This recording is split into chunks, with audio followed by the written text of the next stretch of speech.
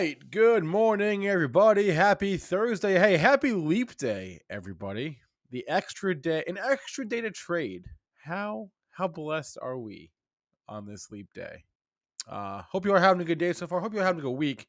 What's on the docket for today? New guest on the show today. Someone we've been trying to get on for quite some time, Mr. Dan Russo. Very excited for that. He'll be on at 9. It's Thursday, so we'll have Sean McLaughlin on at 9:30. Talk some options. And that's the deal. I got a lot of things on my dock. The dock is full. Okay, we got a lot to get to. Dash for Trash took a break yesterday. We'll talk about that. How do we not talk about Coinbase or some of these wild earnings moves today? So a lot going on. I'm sure JC has charts he wants to discuss. So if you are watching us on YouTube, do me a solid. Hit that thumbs up button. If you're watching us on X or Twitter, whatever you call it, thank you. Welcome. If you're watching us on stockmarkettv.com, you can head on over to YouTube from there and hit the like from there. All right, let's get the show on the road here.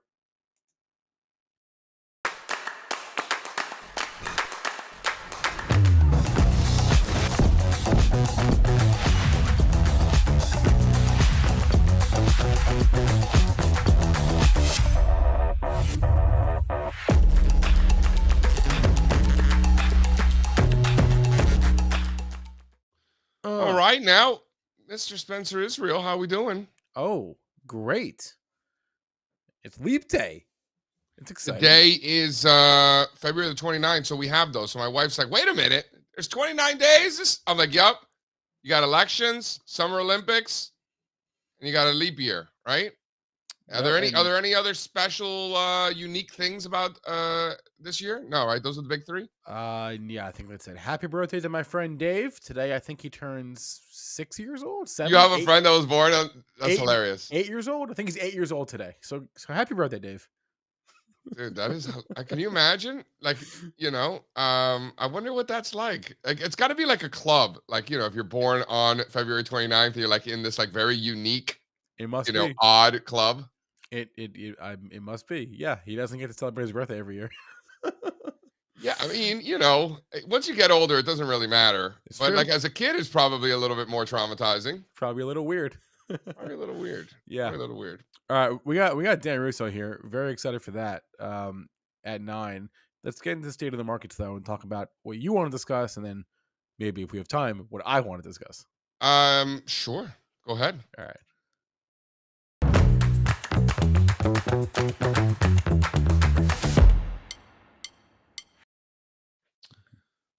All right, so let's do a quick little rundown. You got Dow futures down 35 points, pretty much flat. S&P futures pretty much flat. Nasdaq futures up 22 basis points, 40 handles there. Bond futures down again. Kind of watching that with rates. Very, very interested in what the bond market is doing here. We're going to talk about that. Silver futures are flat. Gold futures are flat. Copper's essentially flat. Crude oil futures flat. Not much happening in the currency markets. From what I can tell, the volatility index just under 14, kind of sticking around there lately with U.S. 10-year yields up towards 4.3%. Still, big story continues to be coming from the funny money. The flows coming in. Eric Balchunas has been all over this. Give him a follow. Great follow. This is a big deal, guys. This isn't like sensationalism from journalists or anything like that. Like this is real. Bitcoin up pretty much flat on the day, right around 63,000, just below 63,000. Ethereum just below 3,500. Big moves from crypto. And last I checked, total crypto market cap coming in at 2.26 trillion. I feel like we just hit 2 trillion, already a quarter of the way to 3 trillion. From 2 to 3 happening quickly. What do you think about all that, Mr. Israel? Look, things are good when the largest, most important crypto exchange / broker in the world has like widespread outages and the stock is like barely down, right? Like that's how you know things are good. Did that happen? Yeah, Coinbase all day yesterday. Really? Yeah, they're having problems. Huh. Yeah. See, this is a good lesson for everybody listening. I didn't make any crypto transactions yesterday, but you want to have multiple accounts. You want to be able to get out of something if you need to. You want to be able to get into something if you need to. You don't want to be locked into the vulnerabilities of brokerage firms in the finer details that you're definitely not reading. They'll tell you that if something happens, you're screwed, and there's nothing you could do about it. Uh, So having multiple accounts, not just in crypto markets, maybe especially in crypto markets, but these are definitely lessons that I've learned over the years in TradFi, where Definitely. you have an account at XYZ Financial and something's happening and you got to get out of something or you got to get into something. Having another one at ABC Financial or a couple of other ones to be able to transact is part of the risk management process. We talk a lot about risk management, like, know where you're out, manage risk, only losers, average down losers, like all that stuff is great. But there are other layers of risk management that can be built in to an overall strategy. And that includes, as simple as that might sound, that includes having multiple accounts and multiple different brokerages. I'm a huge fan of having multiple strategies that are uncorrelated to one another or as uncorrelated as possible. I really, really like that a lot. Those are like little things that I've definitely learned the hard way over the years. So Definitely. if you have not had to deal with the pain of something like this, watch others deal with the pain and put yourself in a position where you don't have to worry about that sort of thing. Yep. Good lesson. I have two crypto accounts. I have a half dozen brokerage accounts elsewhere, it seems like, right? So yeah, diversity is key. All right. I believe diversity was an old wooden ship. I don't understand your reference. Never seen Anchorman? It's a great movie. That's a little bit. I have, of course. That's maybe too obscure for me of a reference, but yeah. Um, I got something. So this is one that we talked about it yesterday. According to Spencer Israel, we've talked about it before. Throw up slide 2 here. This to me is set up to, if this line goes up, okay, this is going to cause the most amount of pain to the most amount of investors. And we love that, right? We want to identify the pain The points the in. market likes that. The What do you mean the market market likes likes to it? cause the maximum pain For to sure. maximum people. For sure. Yeah. I like to benefit from other people's pain, right? Yeah. Yeah. And when there is vulnerability because of a lack of exposure in one area and perhaps too much exposure in another, we have the data, right? Like we see the positioning. I mean, just the exposure to technology and mega cap growth, from institutions is at, crazy levels. If you own the S&P 500, 3% of your portfolio is in energy stocks. If you own the NASDAQ 100, the Qs, 0% of your portfolio is in energy. So, I really do think that there is vulnerability there. Doesn't mean that it needs to unwind, right? Just because the market participants are vulnerable and this is where the pain point is, doesn't mean that the market is going to stab them, right? It's just the vulnerability that's there that I think is important for all of us to be aware of, all of us as investors. For the record, I am not positioned at this very moment for this line to squeeze higher, to be fair, which is probably part of the reason why I'm so focused on it, because I suppose I'm maybe not as vulnerable as many other market participants, but I'm certainly in that camp that if this line immediately starts to rally, I am currently at this very moment not positioned to profit from that. But this is a chart of crude oil versus the S&P 500. So in a scenario where the answer to why is the bond market crashing every day and it's been falling the entire year, if the answer is because interest rates are going higher and crude oil is going higher with it, that's not good for technology stocks. That's not good for growth stocks, which are very heavy in the S&P 500, even heavier in the Nasdaq. So that's something that we're watching. This line is not going up right now, to be clear, but something that I think needs to be front and center for all investors. This is a big one, Spencer. Is it too boring for you? Is this not exciting? No, sorry, I was getting a phone call from Alta, Utah. Don't know what No. don't even Uh, know where that is. but I'm asking, like how do you feel about this? Is this like, don't worry about it. We'll get the rotation back into tech. Rates will fall apart. No big deal. I mean, how could I not lean that way, right? I feel like it's this, but it's also just like I look at a lot of like the sector ETFs more than maybe oil itself. So for me, it'd be like XLE SPY. Yeah, but And the energy stocks have really been dramatically underperforming the commodity over the last 3 months, right? The winner has been the uh, commodities, heating oil, unleaded gasoline, crude oil yeah, futures, not the yeah, stocks. yeah, but So as little exposure as investors stocks have to energy stocks, they have like even less exposure to the commodity itself. stocks are what I own, right? So so You and a lot of other investors, which right, right, reiterates my point of the vulnerability. right, yeah. But That's what's then on my mind this morning. yeah, but then that's why the XLE is more relevant to me because it's what I own, right? Not so much Do oil. you own the XLE?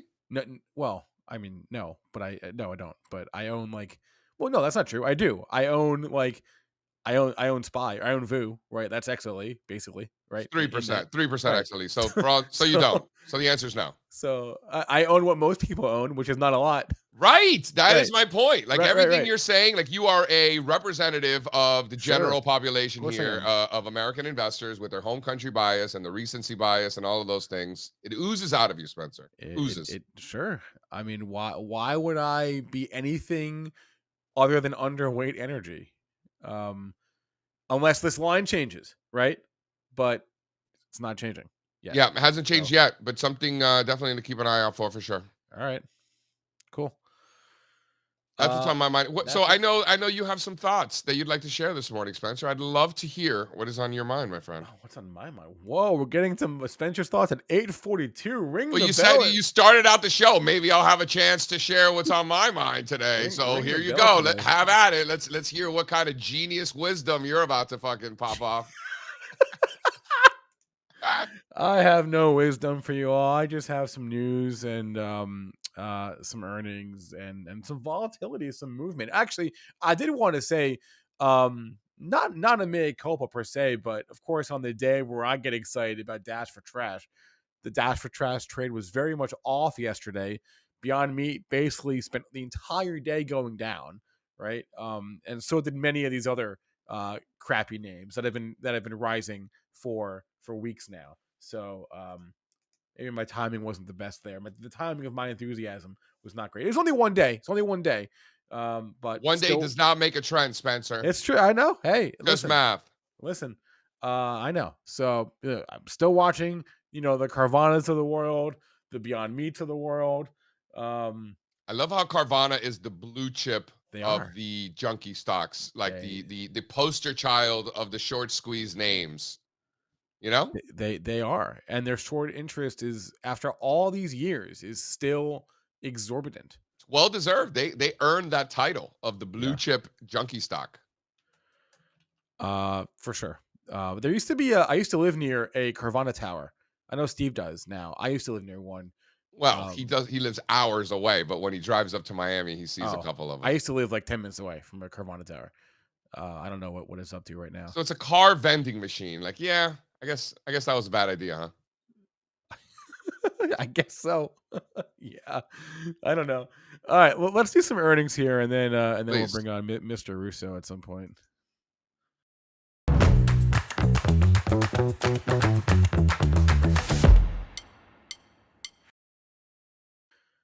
All right, we got the calendar here. It's snowing this morning in the pre-market session. Hey Snowflake, now. snowflake. Hey, look at that. Where are my snowflake numbers? So the Q4 numbers were in line. Whatever. They gave light guidance. Oh, look at that chart.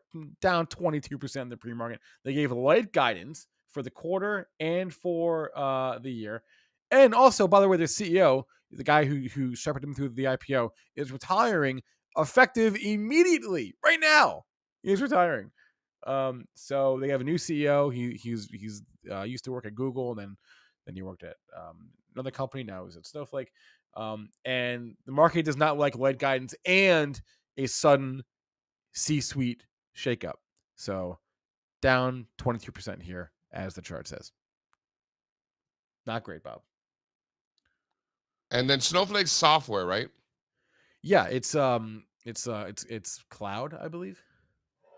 Yeah. 22%. Do you know they were based in Montana? I think I did know that. I knew it was somewhere out west. Bozeman, Montana. Yeah, I knew Fun that. fact. I knew that. Fun fact. So yeah, so the CEO, Frank Klutman, as I said, this is the guy. He's not young. He's like in his 60s. He's the guy that shepherded him through the IPO, got him going, and just to suddenly retire like that, you really don't see that very often. What you usually see is like, oh, the CEO is stepping down. He'll stay on for a year, maybe two, while they solidify the succession plan, and that's not what happened here. Yeah, as one host said in the chat, they acquired a company and they gave that company CEO.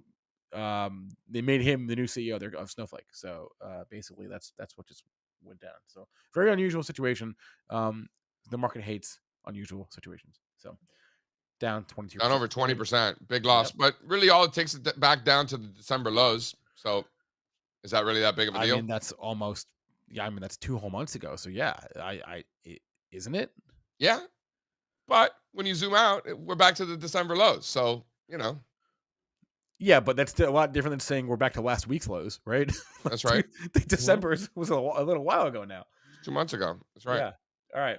What else do we have here? Salesforce, following the lead of Meta announcing a dividend of 40 cents per share. Their earnings were good. Their guidance was in line. Actually, their revenue guidance was a little bit on the light side. But their quarterly guidance for the current quarter that we're in right now, that was okay. But then the fiscal year revenue was a smidge light. Anyway, dividend. Hey, mature tech companies, JC, they exist. Well, it's a Dow component now, remember. It's been a down component for years. A couple of years. Yeah. Yep. They kicked out ExxonMobil to bring this one in. How'd that work out? Yeah, the timing. Actually, I think you can. What's that first arrow on the left? That first top. I think that may have been. No, it was in 2020. It was in the fall of Oh, yeah, 2020. you're right. You're right. You're right. Okay. All I right. know, because we make fun of those sorts of things. That was actually the last move that they made. Yes, it was. Kicking out ExxonMobil right when you need Exxon in the Dow, right when energy was about to dominate the stock Yeah, market. 4 years ago. Classic. Okay. Okta absolutely crushing it this morning. What are they up now? It's up 23.5% in the pre-market session. Earnings beat, revenue beat, guidance, EPS beat, guidance, revenue guidance, I should say. That also beat. The guidance for the fiscal year also beat. They beat across the board. It was a huge beat across the board. Everything for Okta coming up roses, and that's why we're up. What I said, 24% this morning. So this chart obviously not reflective of that, but trading at Up 23.5%, 107, almost 108 in the pre-market session. pre-market high of 113. So Yeah. Nice little breakaway gap there coming out of that base. Very nice. Mm-hmm. So 113, a little bit hard to see on this, but that's that fills that gap, right? Sure. And then some. And then some. Yeah. Hey. Yeah. It's a 108 right now. So let them dance. Let them dance, Spencer. Okay, going back and forth between the good stocks and the bad stocks today. This one is probably your biggest disaster of the day. Comores CC down 34%, because they didn't report earnings, because their CEO, CFO, and principal accounting officer are all on leave, and they're doing an internal review on accounting practices. Earnings Oof. report has been delayed as a result. Oof. They did say that what they expect to report, but honestly, who really cares about what they expect to report? There's accounting irregularities here. Your CEO and your CFO are on leave. No bueno. So 37. They love their chemical companies in Delaware, huh? Do they? They Okay. do. I'll take your word for it. They do. They love them. They can't get enough of them. Is that where isn't that where Dow is? DuPont That's is what I like meant. DuPont Yeah. owns all Dow of Delaware. DuPont. Is that still is Dow DuPont still? Is that still like what it's called, or? It's confusing, and I could just tell you how confusing it is because we had an options position. We had like a four-legged options position before they did the split merger spinoff. the math like made my head Yeah. hurt. Like I got to the point where I just didn't care. I'm like, I don't even know. I can't figure it out. Sean dove in. I think Sean may have been able to figure it out. It was so complicated. I just Was it it hurt hard to my figure out brain. if you had made or lost money because of the all the M&A stuff, or? This was a long time ago. I actually don't remember if we made or lost money. I think it was probably like a non-event for us. I don't think it was that big of a deal either way. I just remember trying to wrap my head around the math because we had a four-legged Oh options trade gosh. on and they did the spin-off and it was like we got shares of Oh this and then no. that.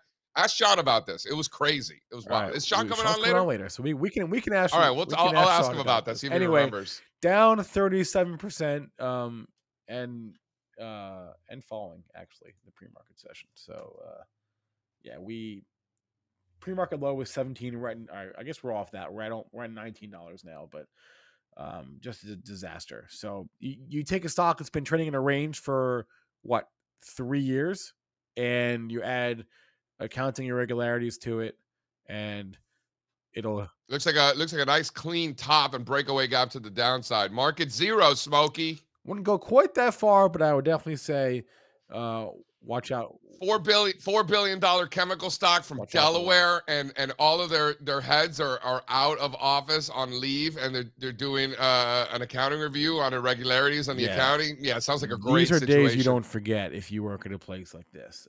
Okay. What about, It's a do we have zero. the Best Buy chart?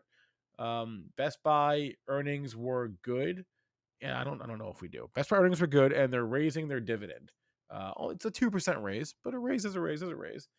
Good earnings and inline guidance for BBY.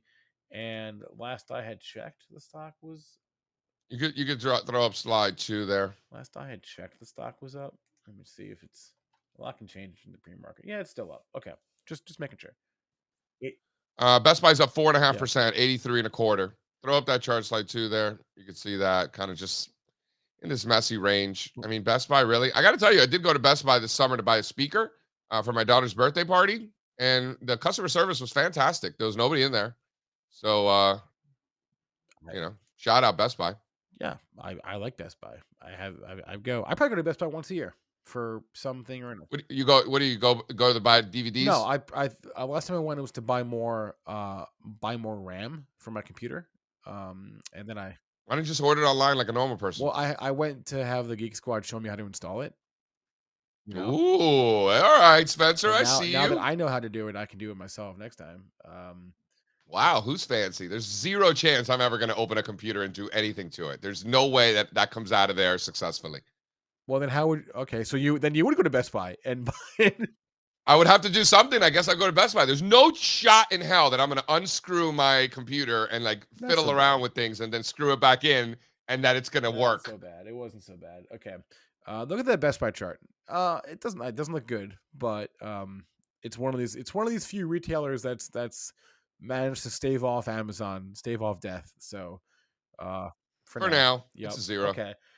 Elsewhere on my list, I don't know if we have the charts handy, but watching Duolingo, which must have just had their best quarter of their company's history. Um, I'm one of the many people that probably tried Duolingo at some point and then just quit after. What language are you trying to learn? You trying to learn French? What language did I learn? I probably it probably was French because I that's what I took. The fact that you can't even remember what language you learned sounds like you really learned That's what that I took. I language took quite a French in high bit. school, and Yeah. I probably wanted to re-up it a little bit. This is like everyone else during the lockdown, right? And then I did it for like a week, and then I quit. But anyway, Duolingo, daily active users, um, almost 27 million, up from 16 million a year ago. Looking good. That's nice growth. Monthly active users, 88.4 million, up from 60 million a year ago. That's nice. Not and the stock is up 20% today. So looking good, Duolingo. Looking good. Yeah, I mean Anyone here use this is that? not a terrible looking chart. No. Anyone here use Duolingo? JC doesn't need it. Do they own Rosetta Stone or is that another company? I think that's another company. Dude, Rosetta Stone. I saw Rosetta Stone once and like I was playing around with it. It was Spanish. And so I speak Spanish, so I can kind of see from the other Yeah. side. Honestly, I could see how it works. Like it was actually very impressive. I don't know anything about Duolingo, but the Rosetta Stone was pretty awesome. And because I speak Spanish and I saw how they teach the Spanish. I was like, all right, I could see, it was cool. It's almost like teachers are good at teaching. Dan Yeah, Dan Russo said not all. Dan Russo says he uses Duolingo. Cool. Wow, Dan Russo. Well, Russo, like he's just getting like his Italian citizenship. Like Oh. he's just like he's all in. Okay. He's all in. Right. He's got his last name ends in a vowel. It's you true. know, Russo's embracing it all. He's like, I might as well learn the language. See how close I am when he comes in. Yes, Goodell JC does speak Spanish. So okay. And then Juan can't go a Carlos. day without mentioning something AI related. So today we'll mention C3 AI, the AI stock that's like not really an AI stock, or is it? No one really knows, but they're the laggard. Anyway, earnings are good. What are we up now? 20% today so far in C3 AI. So congratulations. The one AI stock that's not blasting off is somewhat blasting off today. So The only AI stock not blasting off is the one that changed its name to AI. they didn't change their name. Nice. They were always No, they were always C3 AI. They were OG. Yeah. Right. I don't know what they do, and I know that their COVID valuation was like nosebleed stuff. And yeah, this all-time high is 183 off their IPO. Whew. All right, and then we had how many down months in a row did they have? Like 12, something crazy like that. Not yeah, a lot. yeah, a lot. It was a lot. It was nasty. Oh, Josh says they've gone through several names. I don't know. I thought they were C3AI when the IPO. That's all I know. And that was pretty much it for my earnings rundown. That was really tremendous. Can we give a round of applause for Spencer Israel sharing some thoughts this morning? But none that interest me like these do. I'm interested in. I think you did a great job. In the big moves, the big names. That was really something, Spencer. Okay, enough. I don't. Yes, C3AI is a Kathy Wood name. Sounds it. All right. You want to bring on Dan Russo? Yeah, please. That would be fantastic. He hopped in our studio very early. He was very prompt, much more Very prompt than some of our other guests. She shall remain nameless, but he's here and he's ready and he brought some charts. So let's bring him on the show. Come on, Dan. Yo, Jay, we've been friends for a long time. Make the call. I mean, this is pretty professional, guys. Nice show you got going here.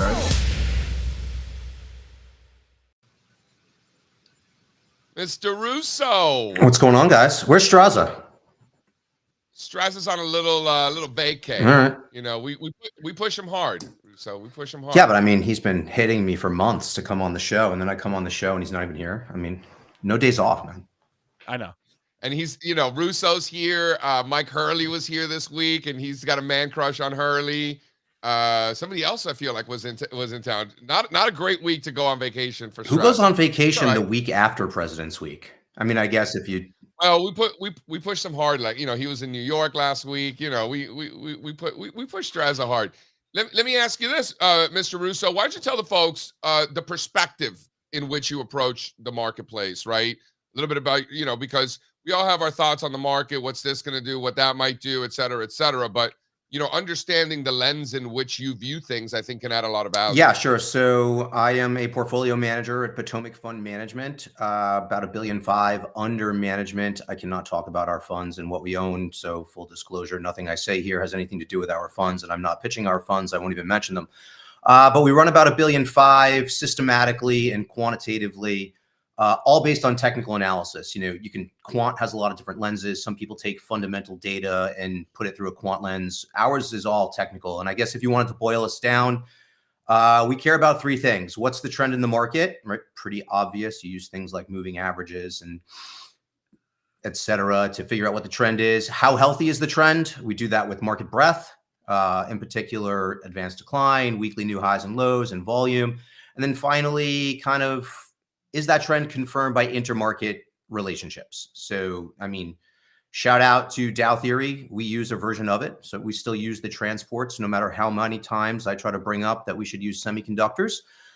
We've actually done the testing and tried to replace the transports with semiconductors in one of our indicators, and it actually degrades performance for us. So shout out to Manish for telling me to shut up every time I bring up semiconductors and to just look at the transports old school. So shout out Manish, shout out Charlie Dow, shout out Edwards and McGee. yeah, so that's kind of it. What's the trend? How healthy is the trend based on breadth? And is that trend confirmed based on intermarket themes? So we pay attention to transports, we pay attention to commodities, we pay attention to what the bond market is doing, but we do all of this through indicators that have been tested. And then we take those indicators and combine them. And then based on the different combinations of indicators, what's on a buy, what's on a sell, that determines whether or not we're invested. And once we determine whether or not we're invested, we use simple concepts like trend and momentum to decide where in the market we want to be invested. So if our model tells us to be invested, we will take a basket of potential positions, apply a trend and momentum score to them, and own the top and not own the bottom and rotate those. ETFs only or individual equities? ETFs only at this point. I guess if you wanted to pin us down, you could say ETF strategist, but that's not what we are.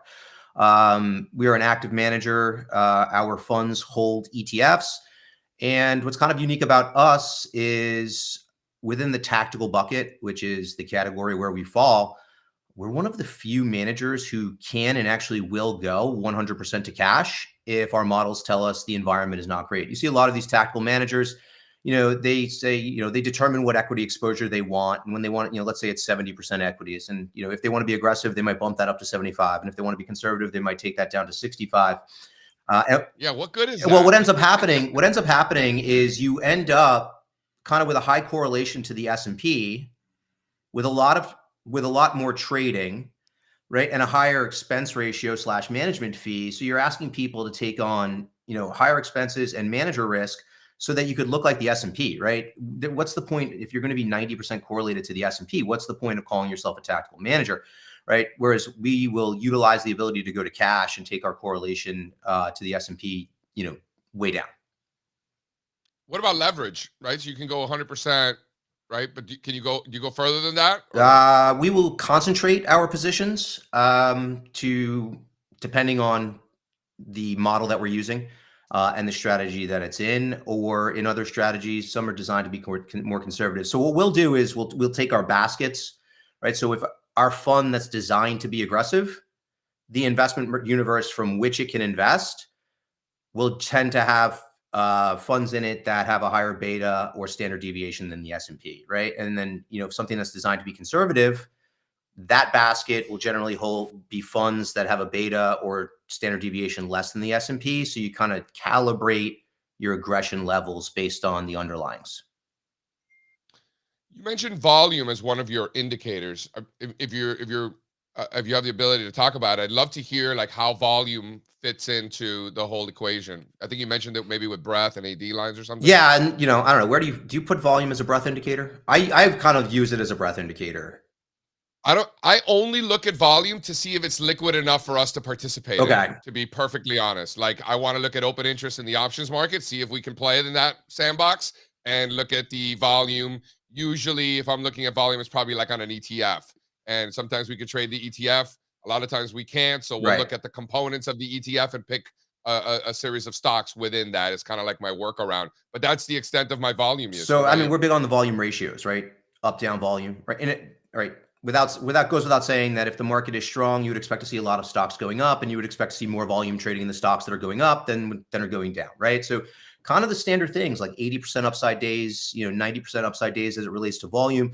But we kind of look for those to happen, X number of times within Y number of days, right? And that's the testing we'll do. So it's not just the one-off kind of 90% up day that gets us excited. It's, you get a cluster of 90% upside days in a fixed amount of time, that gets us excited, right? That's generally telling you that you're kind of in thrust territory. And then, it's thrusty. It's thrusty. And we use breadth thrust, right? We use the 10-day breadth thrust, the standard. We use a 5-day breadth thrust to inform our views a little bit, right? The typical, like the breadth thrust that we got last year. And I loved it. I loved all last year. You were getting breadth thrust left and right. I think you guys touched on this earlier this week. You were getting breadth thrust left and right, kind of starting in January of last year. And every time I would pitch it as something to be bullish about, somebody would come out and tell me that zero data expiration options mean that breadth thrusts don't work anymore. And I'm just like, oh, do you? But zero data expiration options have been around for a couple of years. So really small sample size is supposed to change this, market insight that's been around for a century. Okay. Maybe, but you can't definitively say that 2 years into it. Yeah, listen, Sean really well. Yeah. We've gone in and seen to see what's in there, what we can do. There's just nothing.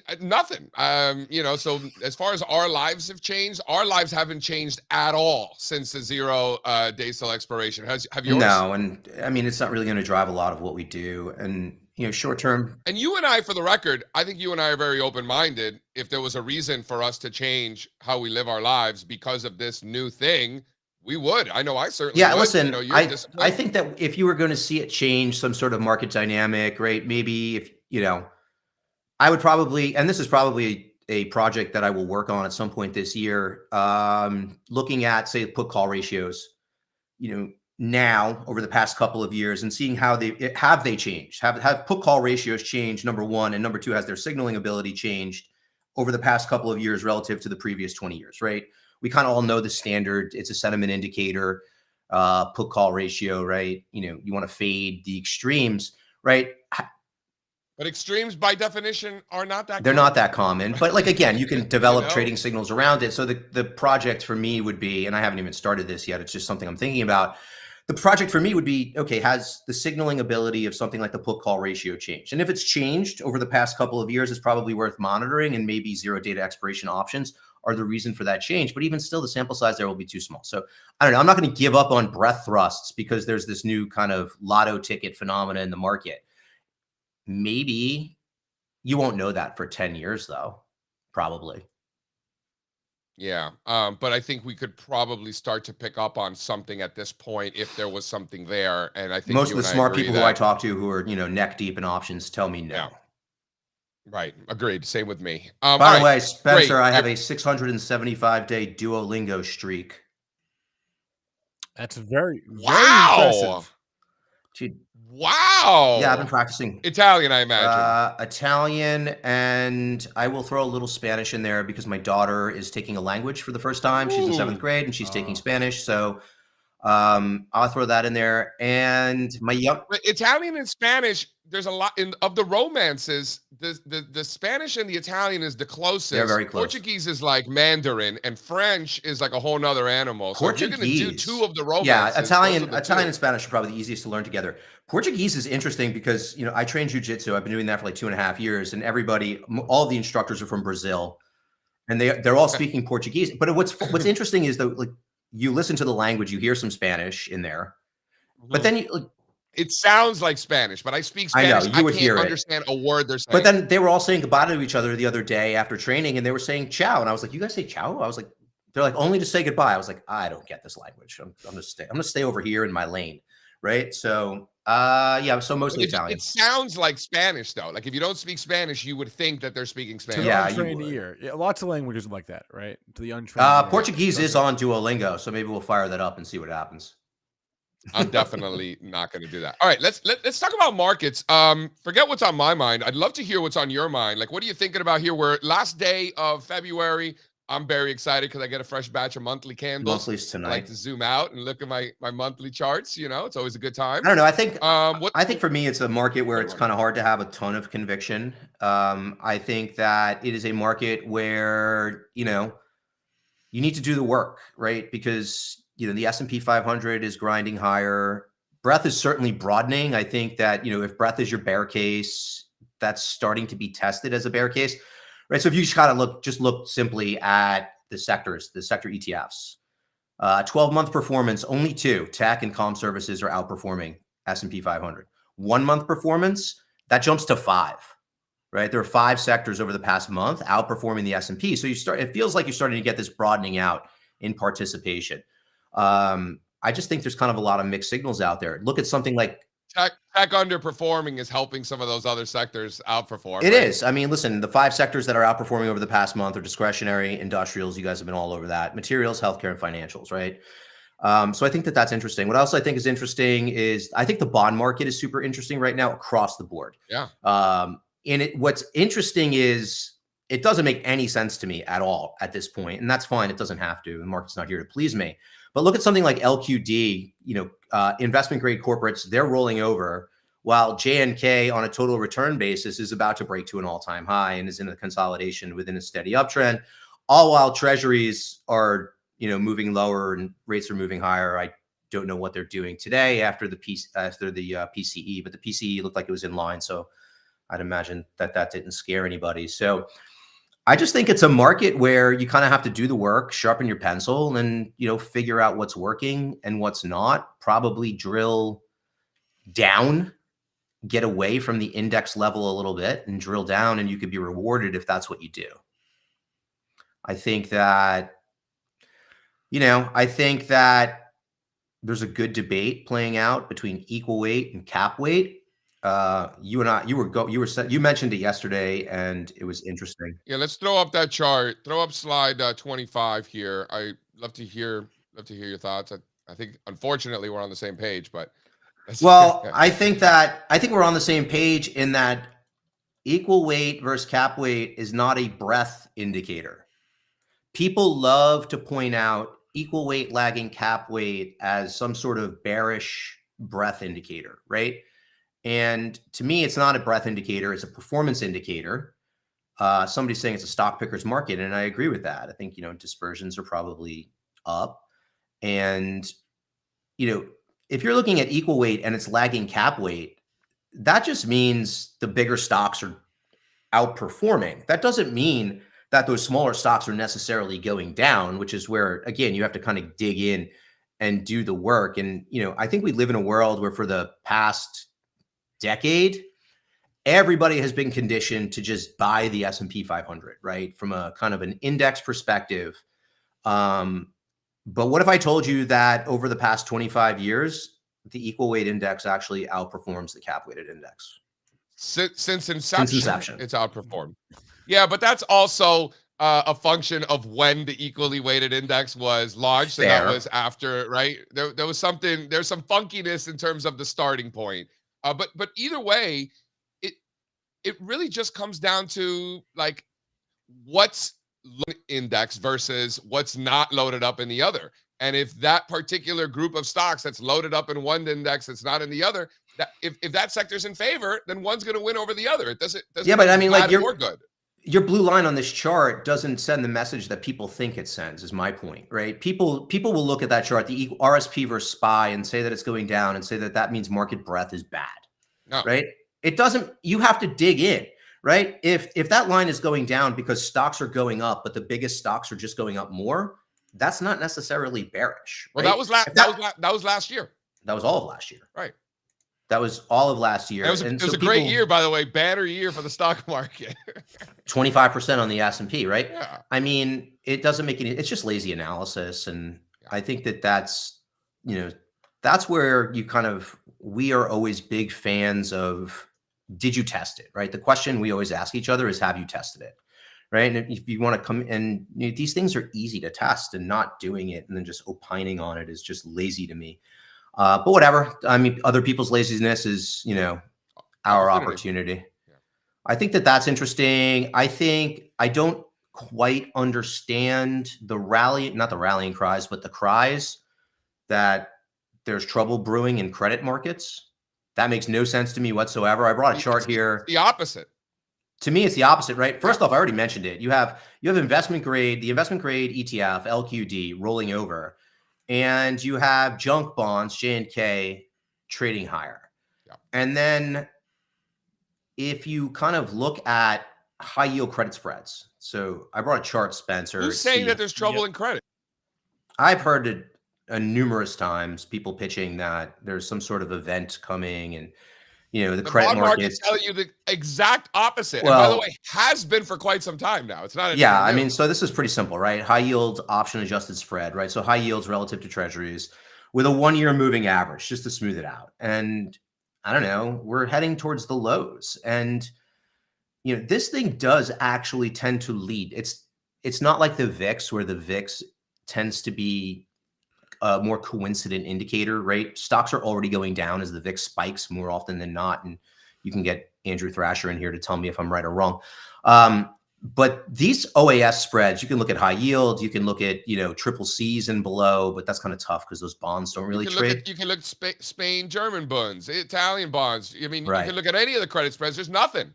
There's nothing, and they tend to move ahead of time. So even if there was something brewing, you tend to get this to start to move higher. I mean, look, 2022 was not a credit event type year, but it was a rough year for the stock market. And you could see that this measurement, this indicator started moving higher right at the beginning of 2022, right? And then it completely rolled over and was heading lower in 2023. And look at what the equity markets did. By the way, it started to roll over when the new 52-week lows list peaked. In the summer of 22. At the exact same time.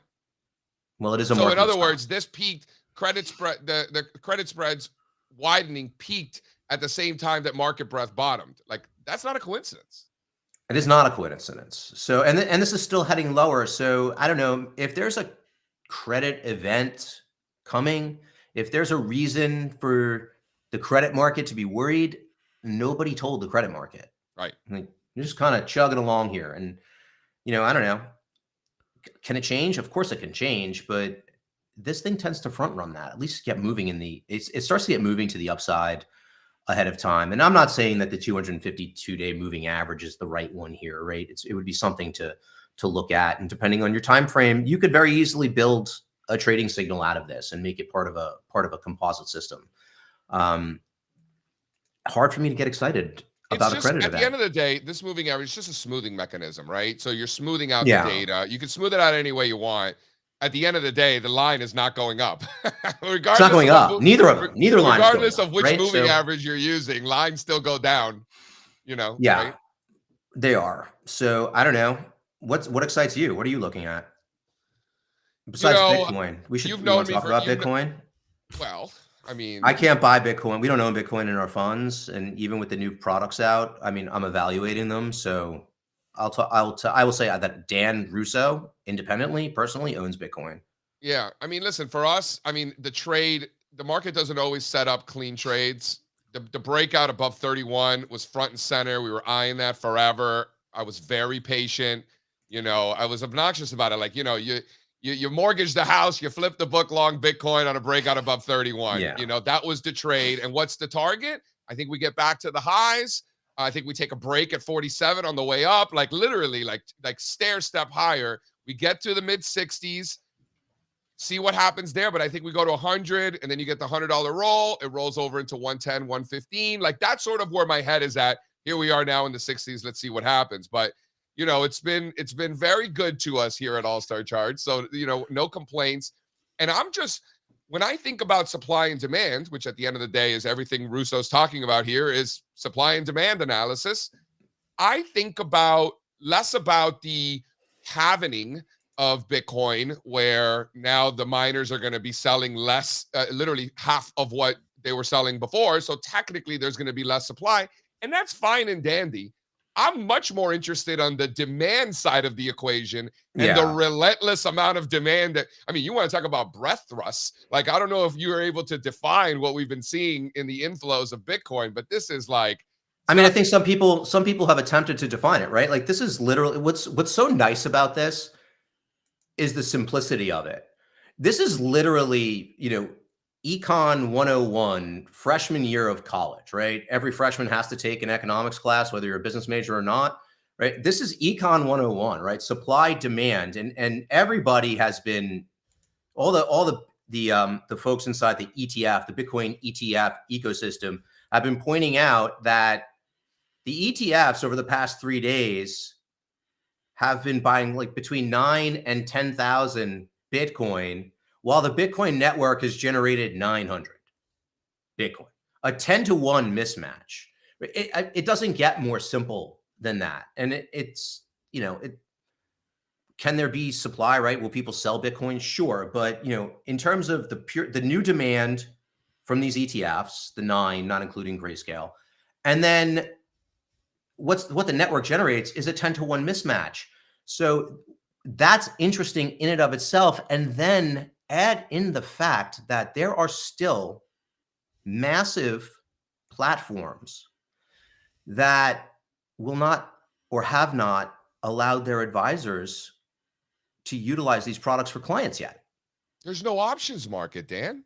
And there's also no options The market. options haven't even started trading yet. Like, So, but remember too, like the big pitch, like a big part of the pitch was, an exchange traded product that got regulatory approval to list, right? And we all know regulatory approval just means they've met the requirements to list. It's not an endorsement from regulators. But you have this product. They made that clear. They always make that clear, but that's every product. It doesn't. Yeah. I guarantee you that language is in the regulatory approval of Google's IPO as well, right? Sure. It's there. Yeah. My point is, part of the catalyst or part of the pitch for the ETF bull case was this will now allow financial advisors to buy these products for their clients. And you have some of the biggest platforms. I'm not going to name them. You can go look it up. Yeah, but forget the financial advice. Not to forget, but even bigger, aren't there just a ton of institutions that in their mandate, now they're able to participate where they weren't before, and it goes far beyond In theory, advisors? In theory, yes. In theory, yeah. Look, I mean, a hedge fund could buy Bitcoin, right? Whether or Not not all of them. Not all of some them. big mutual fund complex. My guess is, I mean, Not every hedge fund. they can change their mandate easier Fine. than somebody else. Fair. Yeah. But my point is, like, you haven't even seen the floodgates open. Like, the firms that have not allowed this yet are some of the biggest that you've ever heard of. So that's kind of fascinating to me, is that you have this supply demand or demand supply mismatch, and you haven't even opened the floodgates yet. Now, my whole thing on Bitcoin is, number one, I always just trade it on price.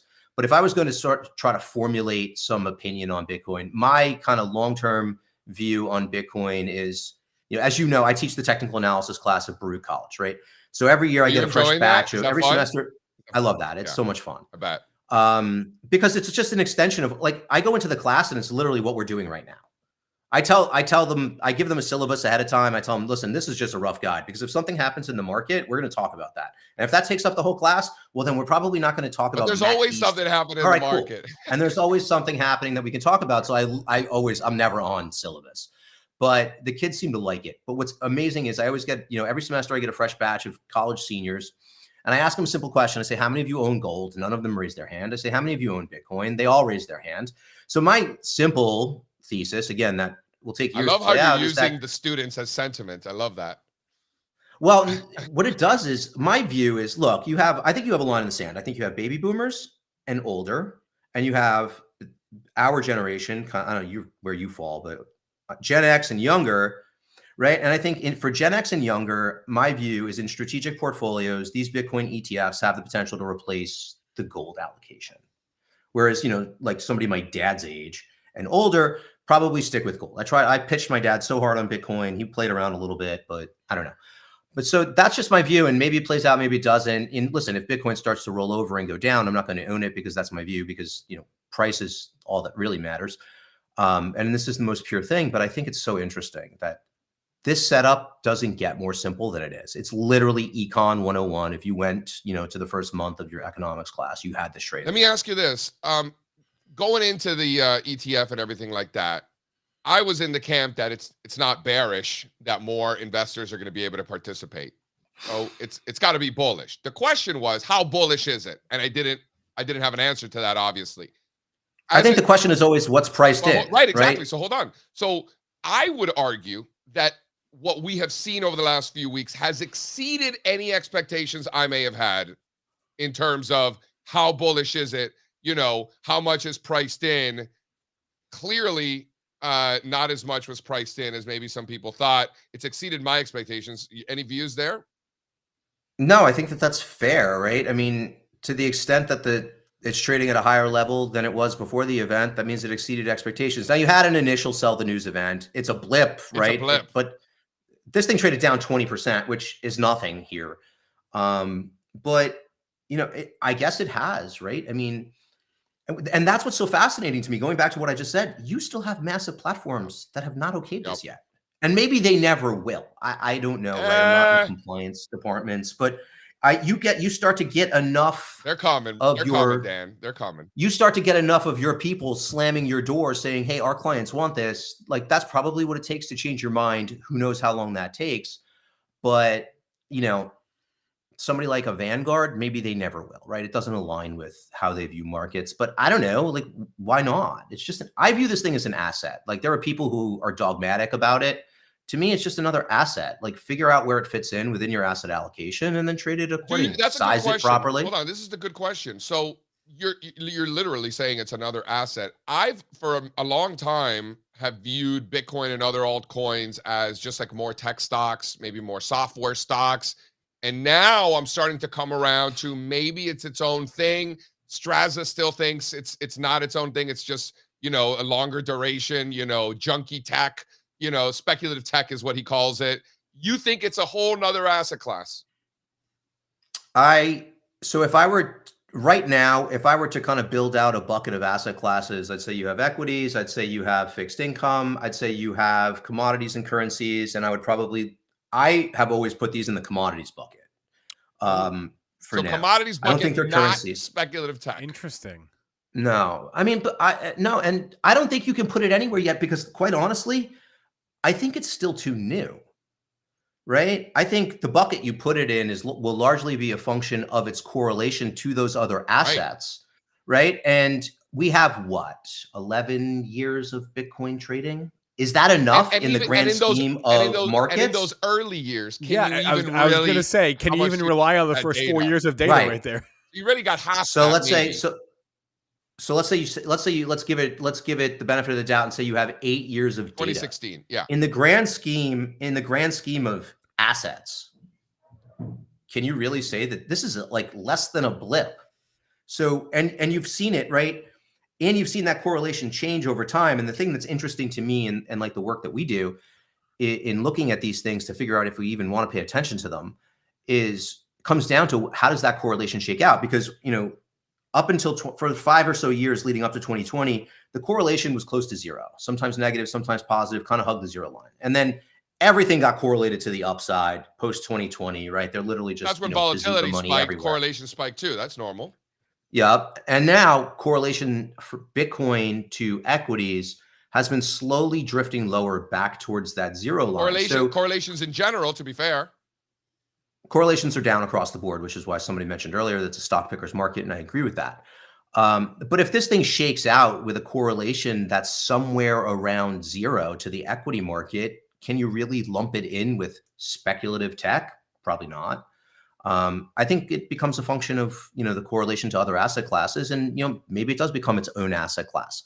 Like I said, my long-term, I hope it does too, but like my long-term view is this thing probably just ends up replacing gold in strategic portfolios for, like, think about it. If, you know, somebody who's in my class now, right, they're 22 to 24 years old, they're college seniors, they graduate in 10 or 15 years. They say, I'm going to go work with a financial advisor. You know, they're going to work with a financial advisor that's probably their vintage, maybe a little older.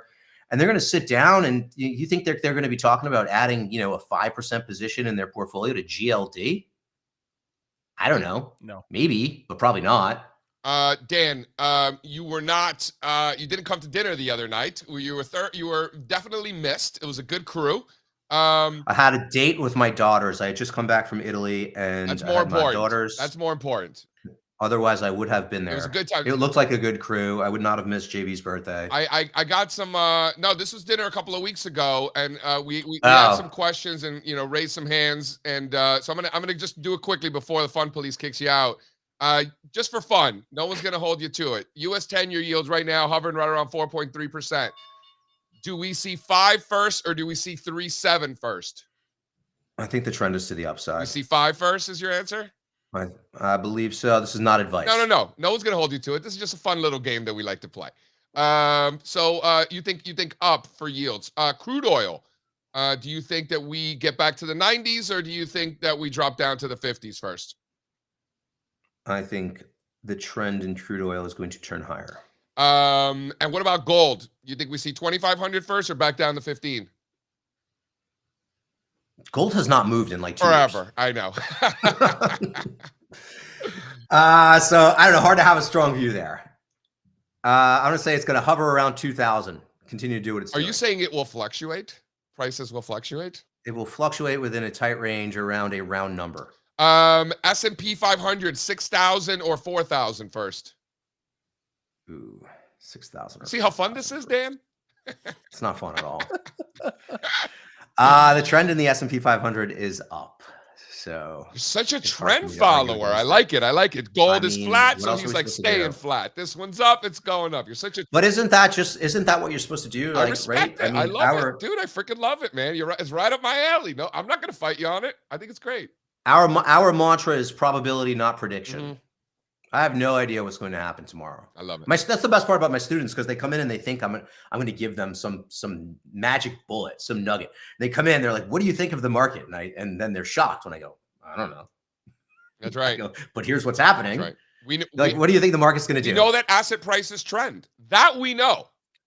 Yeah. Whether this particular trend will persist, I guess we'll see. But we do know that the probabilities are that trends. We know that they trend, and we know that there are trends of different time frames. And this is why I always love to watch people argue about the market, because you watch two people have an argument about the market, and somebody's bullish and somebody's bearish, and they're screaming at each other, and you're an idiot. And one person's a day trader and the other person's investing for their 401k. And you're like, you two aren't even the same species when it comes to market. That's right. And you're having an argument. You shouldn't even be allowed in the same room together. No, you shouldn't be. And unless you really want to be open-minded, but the people who want to have these arguments don't want to be open-minded. That's right. They want it. They're there to argue, right? They're there itching for a fight, right? It's hilarious, right? It's fun. These are the things that people don't seem to understand is, you could have three things could be true at the same time, right? You could be in a secular uptrend, in an intermediate term consolidation, and a short-term downtrend. All three of those things could be true at the same time. And if you put three different people in a room together, they can have three different opinions, and they'll scream at each other, and they're all right because they're all just right for their time frame. Russo, when me, Sean, and Strazza all agree on something, we'll then turn around and execute in three different ways. Yeah, I mean, listen, I think that's more the art of markets is, especially when it comes to things like being purely technical. I mean, for the most part, I think that people who practice technical analysis the right way, generally speaking, we're all going to kind of see the same things probably at the same time. How you choose to express that view is kind of the art form, right? Sean is going to run out and express his view in the options. Because he only trades options. That's all he does. That's his thing, right? Whereas somebody else might express their view in the futures market, and somebody else might express their view in ETFs, and somebody else might go out and express their view in individual names, and you just do you, right? Like, there's no one way to do this, and that's fascinating to me. It is. It really, really is. That's why we're the self-fulfilling prophecy sort of nonsense. Like, when you understand exactly what Russo just said, then you know that the self-fulfilling prophecy is impossible because everybody expresses it differently. Last question: best Italian wine region that doesn't start with a B and is not in Sicily. All right, so I'm going to start off. I'm going to punt a little bit by saying that I'm in a huge Brunello stage right now. Aren't we all? The best Italian wine region doesn't start with a B and not in Sicily. There's a ton of good wine that comes out of Lombardia in Northeast Italy, where if you like Pinot Noir, you should go check out some of the wines from our Pepe. So they grow Nebbiolo, but not in Alba. They grow it on the east side, more on the east side and a little bit further north. And you get these lighter reds that are chillable, where you can. Our Pepe is probably my favorite from the region, ARPEPE, and it's Nebbiolo, but from the Lombardia region. Much cooler, much cooler. Cooler climate, so you're going to get a lighter red. It's going to be less ripe. It's going to be less alcohol. It's a good change up from Pinot Noir. I think you, me, and Thrasher have this conversation every year around Thanksgiving that I refuse to be consensus. One year for Thanksgiving, I brought. I like the Pinot Noir. I'm not. One year I brought a red from Czechoslovakia, and people were like, "What's wrong with you?" But we got to be different. Non-consensus. I like to be contrarian at times. When it comes to Thanksgiving, I don't mess around. I go with the Burgundy. I mean, I don't. People give me a hard time. I think if you want to push back and if you want to give me a hard time, give me more of a hard time. I could say U.S. holiday, right? So you should probably bring a wine from Cali or something, or Washington. But George Washington and Ben Franklin and Thomas Jefferson, they were drinking all European wine. So you know what? I don't want to hear that shit. you ever read the book, The Billionaire's Vinegar? No. Oh my God, you should read Good? it. They were supposed to turn it into a movie. They didn't. Yeah, so it's a book about how I think it was Malcolm Forbes bought at that time the most expensive bottle of wine at auction. And it was supposedly one of Thomas Jefferson's bottles that he got from Bordeaux when he was ambassador to France. And then, so this wine sells at auction for some ungodly number, like close to $200,000 for one bottle. And then all of a sudden, these bottles started showing up everywhere, right? That they like found this chateau where the wines were buried, and they were all supposedly like Jefferson's bottles. And it's just fascinating. It's cool if you're into wine. Thomas Jefferson, for those who are unaware, was George Washington's personal sommelier. It was his job to go out to France and find wines, bring it back, because they didn't want to be animals. And when they had nice sit-down business dinners, they wanted to do things like the Europeans did and have good wine and things like that. So T. Jeff was out. French wine. So that's what it is. And he was the ambassador. I mean, he was the ambassador to France, right? So he was going over there, and I don't know, I guess being the ambassador to France is probably a good gig. He loved the, he loved the Sauternes. How could you not? I mean, I'm saying, but like I don't know. I've been on an Italian. Yeah, that's special. I've been on an Italian kick lately. Yeah, you were right. I did get my Italian citizenship, so I feel like I need to represent. Congrats, Fonz. Can you bring up slide 6, please, and then we'll let Dan go. All right, I'm not saying that this is because of me, right? But I was there 2 weeks ago. Okay. And all of a sudden, Italy's breaking out. Greece looks the same. And accelerating to the upside. Yeah. Listen, I don't know. I'm not saying it's because of me. Well, we know it's not because of Italy's tech exposure, right? Italy's tech exposure. Right.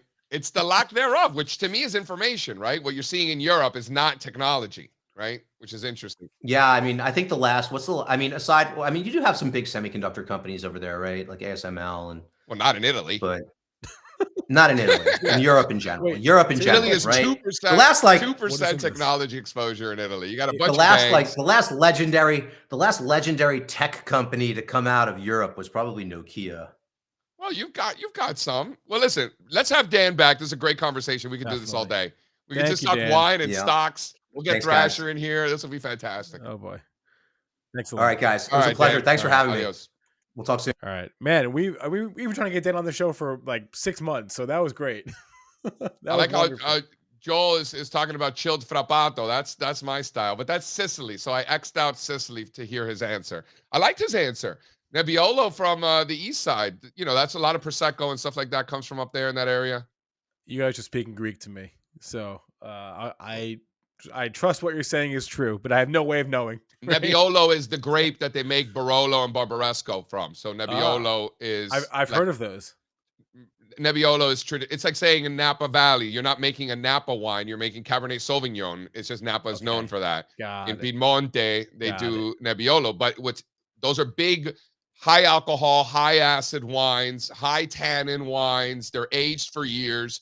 What he's talking about might be the same grape, but it comes from much cooler climates. It doesn't ripen as much because it's not as hot. So you're going to get lower alcohol, lower tannins. You could chill it when you drink it, right? Put it in the fridge for 20 minutes. Drink it slightly chilled. I'm into it. Kind of like Frappato. Joe's talking about Frappato in Sicily. Same thing. Drink it a little slightly chilled. Nice summertime wine. Got it. I mean, you're going to have a Barolo for lunch. You're going to be dead. You're going to be taking a nap by 4 o'clock, So there's a time and a place for everything.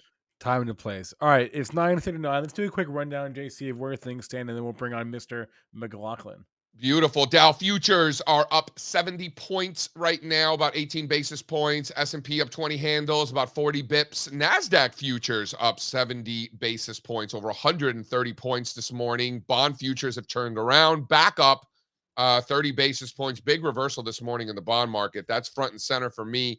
Silver now up 1% after being flat earlier. Gold up 60 bips. Crude oil flat. Copper flat. And the dollar slightly rolling over now with euro and yen in the green. Volatility index, the VIX down to 13.5.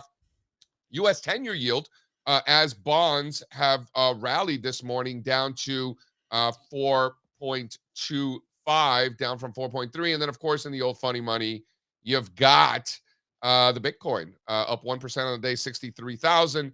You've got Ethereum right around 3,500, up 2% on the day. Total crypto market cap 2.27 trillion. And Solana, by the way, up 11%. New highs. I want to reiterate that Bitcoin and Ethereum had been making new highs. Solana had not. And now it is. Big deal, I think. That might be the biggest deal in crypto, to be honest. The fact that Solana's rotated and making new highs now. That might be the biggest deal. Yeah. Every day, I'm looking at various sources and seeing what's trending out there as far as tickers are concerned.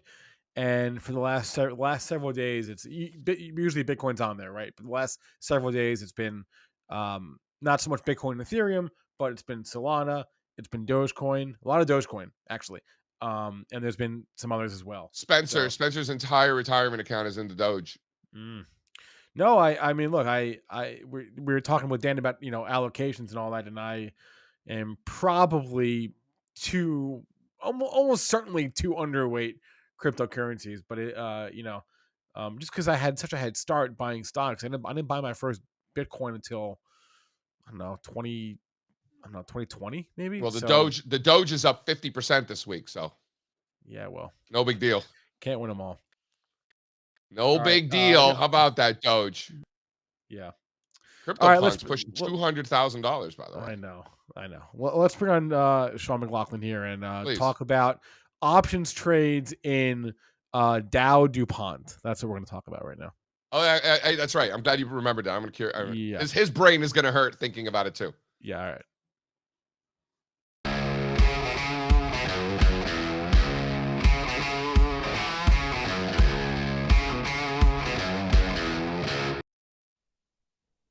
Happy Leap Day, boys.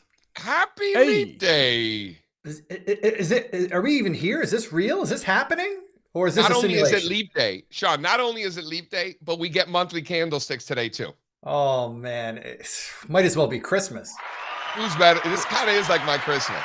Thank you for reminding me, Sean. Can you bring up slide 5 here? How does the market perform on a Leap Day, courtesy of the Wall Street Journal? Smaller sample set.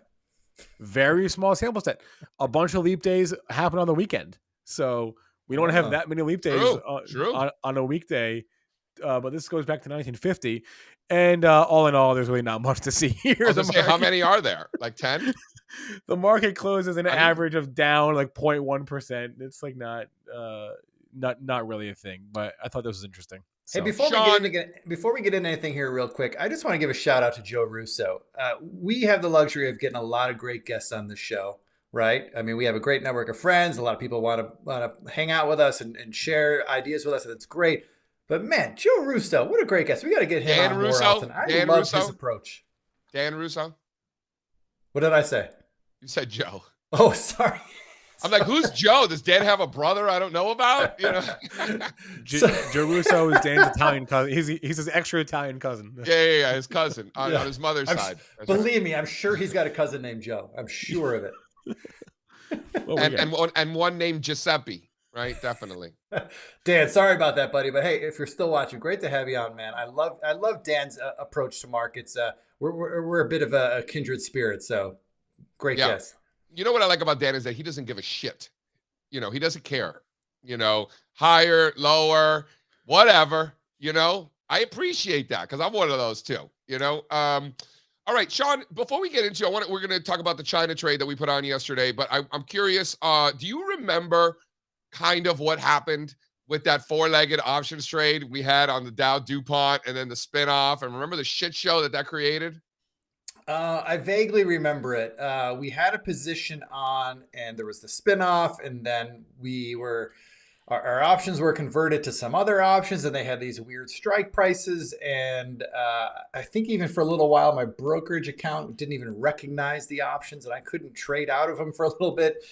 What was that, like 3 years ago? I don't remember when that was. I think it was more. I think it was like 4 or 5 years ago. It was a long time ago. We've been doing this a long time, JC. Well, you have more gray hairs than I do, I suppose. But I think my takeaway from that whole experience was don't get involved if you can avoid it in companies that are about to be taken over. Oh, because you know what? In hindsight, I think we should have known that that was happening. Yeah. Oh, I think it's it was almost a like known thing. paying attention to news can be important. Oh, Whoa. There's your one example out of, I could give you a million reasons why not to. Dude, I just remember trying to wrap my head around the math, being like, oh, I give up. I just didn't care. I was like, we can make money, lose money. I just don't want to think about it anymore. It doesn't even matter. All right, Yeah. Shawnee baby. So China might not go to zero. It might. This might be the end of China as we know it. Maybe.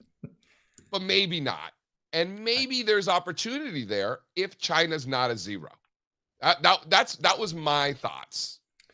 Those are your thoughts. And one thing that, as we were kicking around an idea to put this trade on today, one thing that was uttered during our conference call yesterday was the idea of losers average losers. And I think that on a high level, you and me and Strazza, we all agree on that, right? Like, we don't want to add to a losing position. That's just throwing money away, generally speaking. However, there is a caveat to that. If you go into a position or a thesis with a plan that you expect potential volatility and you want to benefit from that by layering into a position because you know it's going to be all over the place, you might as well put that to your advantage. Oh, well, we think. There's nothing wrong with that. And so we kind of put our heads together, came up with an idea to get involved in a China ETF, FXI, where we said, look, we're gonna put some limit orders. We're gonna buy it at lower prices if we get the opportunity to, which would be great. And we have a stop where we're wrong, but this puts us in a great situation, JC. We either get a position at a better price, which is great, which is what we want, or we only have a third of the position, which is what we put on yesterday, and the thing just takes off and flies in our direction. Not a bad problem to have. Yes, it'll be a smaller position than we would have liked to have, but hey, if you got a small position that immediately rocks in your favor that you've taken no heat on, that's a first-class problem. That's a problem I'll take all day long. First class problem, nonetheless, for sure. We're in, to be clear, we're not going to go over the details of the trade, but let's just say that they're going out to next year. Shout out Dawson, who was in the chat yesterday talking about this.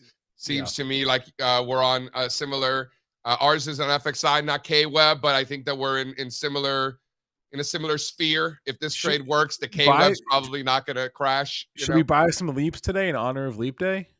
Well, that is what we did. I'm talking about again. Like, yeah, okay, fine, okay. You know what? I didn't even think of that. Damn it, I didn't either. Spencer. We should have done that. We should have done the trade today in honor of Leap Day. Look, I'll be here all week, all right? Well, for the record, let's just reiterate what Sean was talking about before, how only losers average down losers. And that's something that around here we take very, very seriously. We like to do more of the things that are working. We like to do less or none of the things that are not working, right? Like, that's how we think around here. However, Sean did make a good point that if that is your plan ahead of time, then it's okay. Right. And that's sort of our plan. Like, and by the way, we're also toying with selling puts on this. We did it yesterday. We were just buying calls, but if you start to see some selling and we start getting filled on some of those other call options at cheaper prices, chances are those premiums for the puts are elevated, which will give us a chance to sell them and collect that income. So kind of like a risk reversal situation that we layer in over time. I really like this. So like, buying calls as time goes on and selling puts as time goes on, rather than doing everything all at once in one day. I really like that mentality. I also like it when Sean agrees with me. That's always that's never a bad thing. We were on the same page on this one, Shawnee. Yeah, I like it. We have other evidence to support that perhaps a turnaround in China is happening, because we're seeing some of the satellite countries around Southeast Asia are starting to do pretty well. Strazza likes pointing out the Philippines. We've got a position in a Philippine stock right now that's doing really well. So there's a lot of things, a lot of stars aligning. Technically is that a Philippine stock? Isn't it? I believe it is. See? I think it's limited. I think it's broad Southeast Asia. I think it's broad Southeast Asia. I wouldn't call it Philippines. But anyway, we have other coincident indicators supporting that the whole region as a whole is kind of firming up. And I mean, you and I, JC, we love fading the news at extremes. And I mean, could the news on the economic front coming out of China be any worse over the last few months than it has been? All these things add up to this might be a good spot. Not to mention the magazine covers we've been seeing. Are you referring to the fact that they have banned selling like at the close? I'm not making that up. They have like banned. I believe it. You can't sell at the close anymore. You can't sell it, but you could sell midday. Oh no, I'm sorry. You can't sell at the open or the close. You can sell in the middle of the day if you want. You just can't sell at the beginning or the end. Interesting. Okay, I don't know what that solves, but all right. Well, throughout the month of February, the long communism, short capitalism has been working, right? That's not a long-term trend I would bet on, but yeah. Just saying, it's been working this month, you know? Yeah. Well, as they say, things kind of, they fade around the mean that's rising over time. My father texted me about Chinese stock market. My father has never once texted me about any stock market, Chinese or otherwise. So he's texting about the Chinese stock market. Literally, the Chinese stock market has gone up every day since that text message. Phil Perlman's talking about the year of the dragon. Chinese New Year just passed us, so we are officially in the year of that said dragon. I don't think I would fade a dragon. Perlman bought Chinese ETFs. That is not a Perlman thing to do. Whoa. Perlman buys utility stocks when the stock market is selling off. I know. He loves dividends. He's a dividends guy.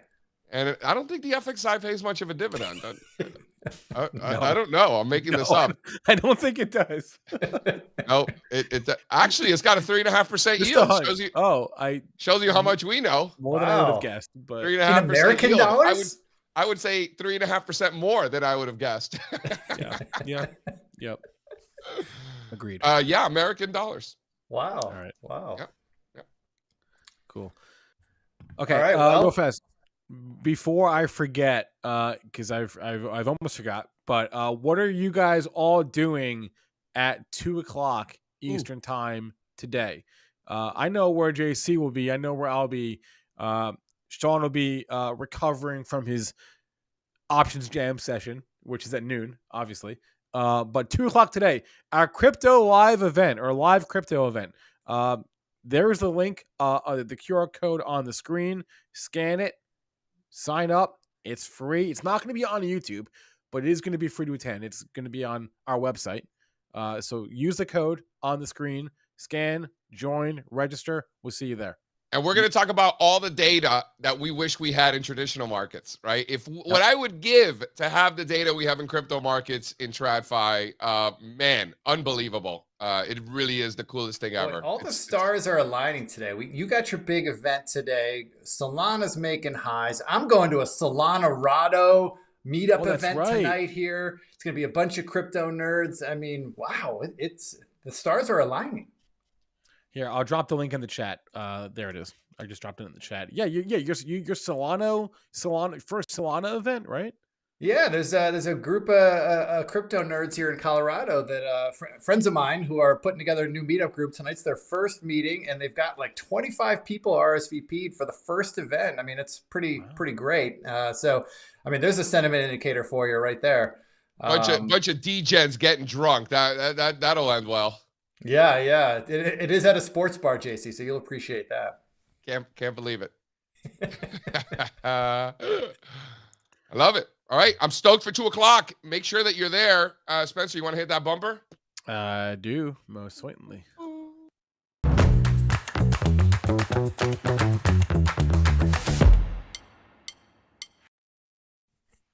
All right, Shawnee, what do you got? Oh, man. All right, I get to kick it off. This is great. So this is my second season as head coach for my son's basketball team. And for those of you who don't know me, I don't know anything about basketball. I mean, I watched a little college hoops, but never really watched any NBA. So I don't know the rules. I don't know anything. Last season, our team started out terrible. We made it all the way to the championship game. We lost, but we were tied in the last minute. It was exciting. Anyway, couldn't have been more proud. Well, this season, team went on a run.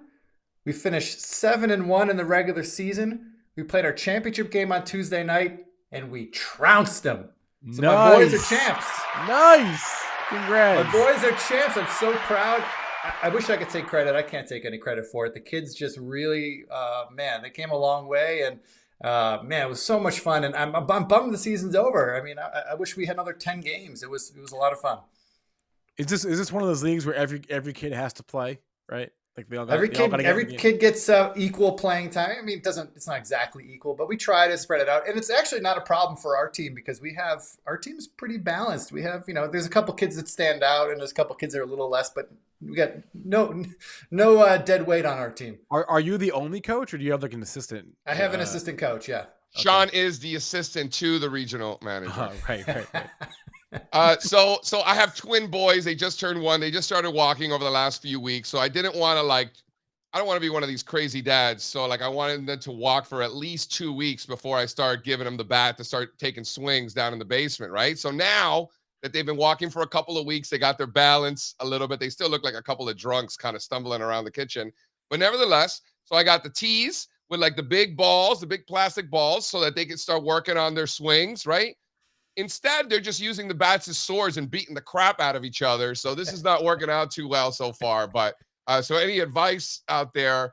I got 2 kids with these giant orange bats with massive barrels on them, just using them as swords. So, baseball for my 1-year-old's not off to a great start. I didn't see one of those mini basketball hoops. You should try that instead. Get one of those little Fisher Price. We have 3 of them.